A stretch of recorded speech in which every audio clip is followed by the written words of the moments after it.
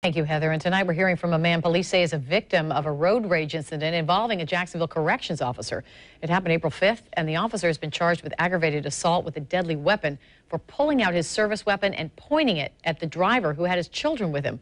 Channel 4's Scott Johnson spoke with the victim about what led up to this.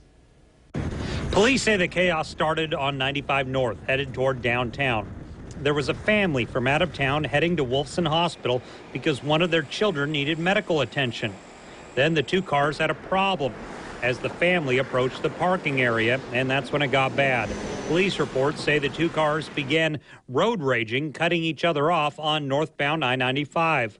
I spoke with the other driver, Richard Kenny, by phone. On the way there, a gentleman in a black Mustang pulled into the freeway on 95 and proceeded all the way to the left-hand side and just slammed on his brakes.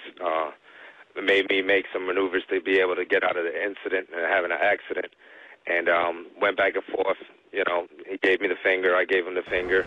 As all this unfolded, Mr. Kenny said, I gave him a testosterone stare when he pulled a gun and pointed straight at me.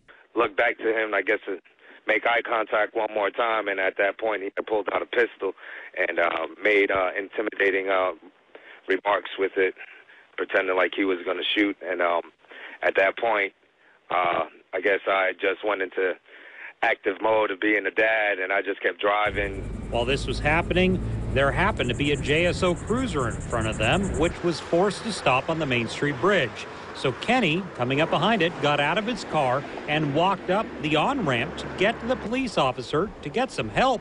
And now, after a month-long investigation, Andrew Futch, who was driving that other car, who is paid to work with inmates, is locked up himself.